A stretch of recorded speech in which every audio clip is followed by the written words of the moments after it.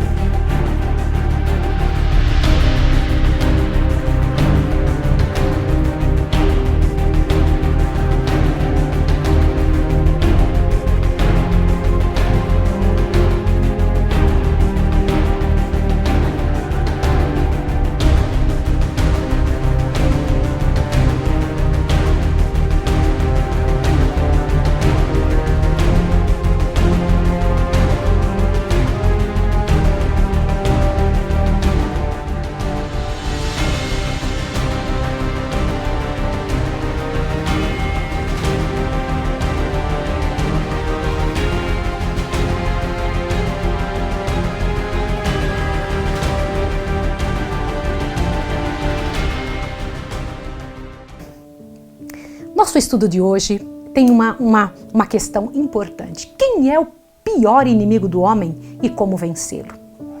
O Senhor Deus na palavra disse: porém inimizade entre ti e a mulher, entre a tua semente e a sua semente. Esta lhe ferirá a cabeça e tu lhe ferirás o calcanhar. Gênesis 3:15. A sentença divina pronunciada contra Satanás depois da queda do homem foi também uma profecia abrangendo todos os séculos até o final do tempo e prefigurando o grande conflito em que se empenhariam todas as raças dos homens que vivessem sobre a terra. Deus declara: porém inimizade. Essa inimizade não é entretida naturalmente. Quando o homem transgrediu a lei divina, sua natureza se tornou má e ele ficou em harmonia com Satanás e não em desacordo com ele. Presta atenção nisso, que isso é coisa muito séria. Não existe por natureza nenhuma inimizade entre o homem pecador e o originador do pecado. Quando eu penso nisso, eu chego a me arrepiar, essa é a verdade. Tanto Satanás como o homem se tornaram malignos pela apostasia. O apóstata nunca está em sossego, exceto quando obtém simpatia e apoio, induzindo outros a lhe seguir o exemplo. Por esse motivo, os anjos decaídos e os homens ímpios se unem em desesperada união. Se Deus não se houvesse interposto de maneira especial, Satanás e o homem teriam entrado em aliança contra o céu.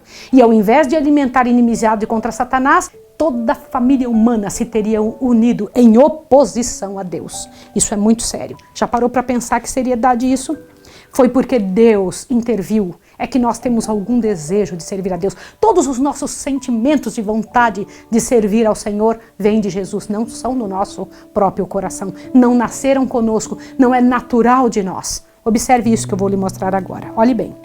Satanás tentou o homem a pecar, assim como fizera com que os anjos se rebelassem, para desse modo poder conseguir cooperação em sua luta contra o céu. Nenhuma dissensão havia entre ele e os anjos caídos no tocante a seu ódio a Cristo, ao passo que em todos os outros pontos havia discórdia. Como assim? É isso mesmo que você está ouvindo. Eles só se uniam nesse ponto, nós odiamos a Cristo, mas no resto todo eles tinham brigas homéricas. Não sei se você sabe, mas é isso mesmo, eles tinham discórdia completa. Continua. Uniram-se firmemente na oposição à autoridade do governador do universo. Mas quando Satanás ouviu a declaração de que existiria inimizade entre ele e a mulher, E entre a sua semente e a semente dela, compreendeu que seus esforços para depravar a natureza humana seriam interrompidos, que por algum meio o homem seria habilitado a resistir ao seu poder. Peraí, eu quero voltar num detalhe aqui. Para pensar. Quer dizer que ali foi dito nesse texto a semente de Satanás e a semente de Deus? Qual é a nossa origem? Você é semente de quem? Pelos seus frutos os conhecereis. A nossa atitude mostra de quem somos filhos. É isso mesmo que você está ouvindo. Sinto muito, mas essa é a verdade. Quando nós estamos envolvidos com Satanás, estamos contra o governo de Deus, unido com os anjos maus para lutar contra o governo de Deus. Quando estamos com o Senhor, estamos lutando contra o governo de Satanás e reforçando o governo do Senhor. Entendeu a seriedade disso? E mais, aqui é dito claramente, que Satanás percebeu que haveria entre ele e a mulher uma inimizade. A mulher é a igreja. A inimizade de Satanás contra a raça humana é avivada pelo motivo de serem as criaturas humanas, mediante Cristo, objetos de amor e misericórdia de Deus. Ele se empenha em subverter o plano divino para a redenção do homem, desfigurando e corrompendo a obra de suas mãos para lançar desonra a Deus. Deseja dar origem a pesares no céu e encher a terra de desgraça e desolação. E aponta para todo esse mal como resultado da obra de Deus ao criar o homem. Sabe aqueles filhos que dizem assim, não pedi para nascer? Foi você, se você fez eu nascer, você que é responsável. Essa é uma resposta terrível.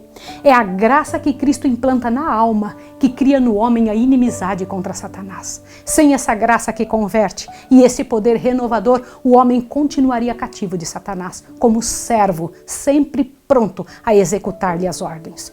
Mas o novo princípio na alma cria o conflito onde até então houvera paz. O poder que Cristo comunica habilita o homem a resistir ao tirano e usurpador. Você entendeu o que eu acabei de explicar? O que esse livro está explicando? O que o grande conflito nos explica? Que quando Deus coloca em nosso coração este desejo, esta vontade de servir a Deus, essa vontade de pertencer ao reino de Deus, então é que essa inimizade contra Satanás é implantada. Entendeu?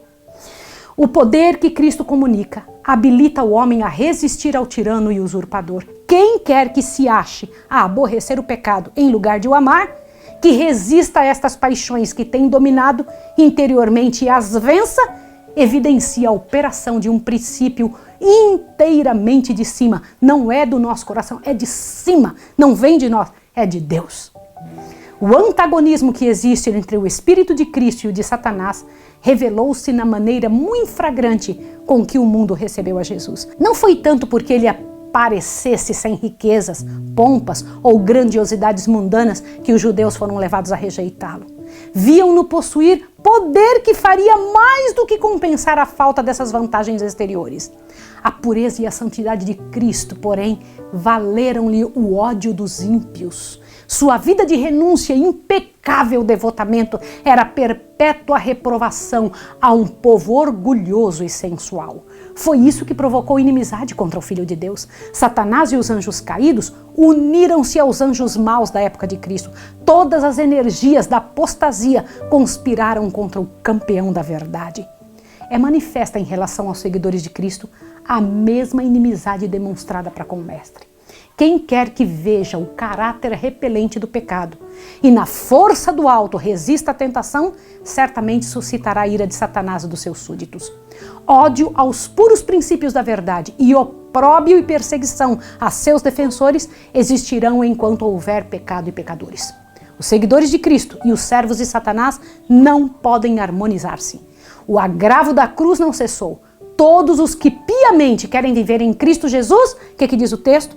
Padecerão perseguições, segundo Timóteo 3,12. Você entende por que tantos são perseguidos?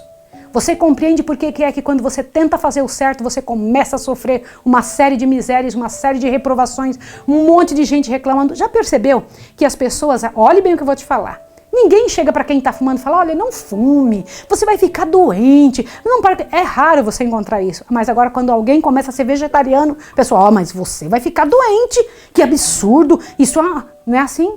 Quando alguém está vestindo uma saia comprida, é muito, o pessoal vem faz a pessoa sofrer por estar fazendo certo. Mas quando alguém usa saia bem curta, ninguém fala, não vou falar nada, porque se eu falar, né, vai dar problema. Você entendeu? Isso é Satanás. Satanás faz isso conosco. É esse o trabalho, é o grande trabalho dele. Eu vou ler mais um pedaço para você, para que você entenda a seriedade do que eu estou falando, tá bom? Observe aqui. Olha só. Presta atenção. Sob a direção de Satanás, os seus agentes estão constantemente a trabalhar a fim de estabelecer a sua autoridade e erigir o seu reino em oposição ao governo de Deus. Com esse fito, procuram enganar os seguidores de Cristo e desviá-los de sua fidelidade. Semelhantes a seu chefe, interpretam mal e pervertem as Escrituras para realizar seu objetivo.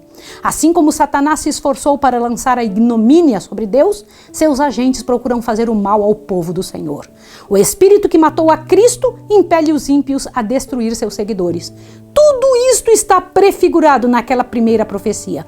Porém, inimizade entre ti e a mulher, entre a tua semente e a sua semente, e isso continuará até o final dos tempos. Satanás conjuga todas as forças e arremessa ao combate todo o seu poder. Por que não encontra ele maior resistência?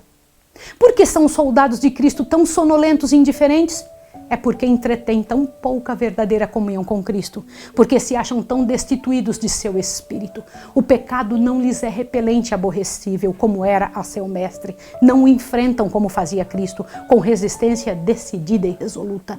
Não se compenetram do grandíssimo mal e malignidade do pecado. Estão cegos, tanto a respeito do caráter como do poder do príncipe das trevas. Pouca inimizade há contra Satanás e suas obras, porque há tão grande ignorância a respeito de seu poder e maldade e da grande extensão de sua luta contra Cristo e sua igreja. Multidões estão sendo iludidas nesse ponto. Não sabem que seu inimigo é um poderoso general que domina a mente dos anjos maus e que, com planos bem elaborados e hábeis artifícios, está a guerrear contra Cristo para impedir a salvação das almas. Entre os professos cristãos e mesmo entre os ministros do Evangelho, raramente se ouve uma referência a Satanás, exceto talvez uma menção ocasional do púlpito. Não tomam em consideração as evidências de sua atividade e êxito contínuos, negligenciam os muitos avisos contra seus ardis, parecem ignorar-lhe a própria existência. Enquanto os homens se acham em ignorância quanto aos seus estratagemas, este vigilante adversário se põe em seu caminho a cada momento, intrometendo-se em cada compartimento do lar, em toda a rua de nossa cidade, nas igrejas, nos conselhos nacionais, nos tribunais de justiça, confundindo, enganando, seduzindo, arruinando por toda parte a alma e o corpo de homens, de mulheres, de crianças, desmembrando famílias, semeando ódios, rivalidade, contenda, sedição e assassínio. E o mundo cristão parece olhar estas coisas como se Deus as tivesse designado e elas devessem até existir. Satanás está continuamente procurando vencer o povo de Deus, derribando as barreiras que os separam do mundo.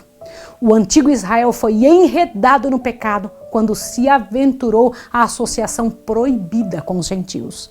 De modo semelhante, se transvia o Israel moderno. O Deus desse século cegou os entendimentos dos incrédulos para que lhes não resplandeça a luz do Evangelho da glória de Cristo, que é a imagem de Deus. 2 Coríntios 4:4. Todos os que não são decididos seguidores de Cristo são servos de Satanás. Eu preciso repetir isso. Todos os que não são decididos seguidores de Cristo são servos de Satanás. No coração não regenerado, há amor ao pecado e disposição para acariciá-lo e desculpá-lo. No coração renovado, há ódio e decidida resistência ao pecado. Quando os cristãos escolhem a sociedade dos ímpios e incrédulos, expõem-se à tentação.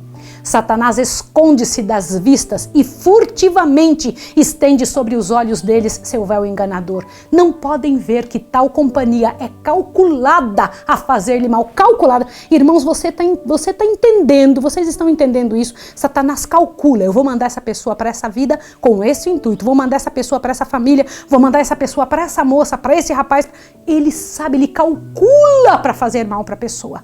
E ao mesmo tempo em que constantemente vão acima assimilando o mundo no que respeita ao caráter, palavras e ações, mais e mais cegos se tornam. Irmãos, que coisa séria. Satanás, ele não tem pressa. Ele vai devagarinho, ele vai trazendo um detalhe após outro para dentro da família, para dentro da casa, para dentro do comportamento, para que ele consiga nos tornar em conformidade com os costumes mundanos. Vou te explicar o que acontece. O que é conformidade com os costumes mundanos? Olha só.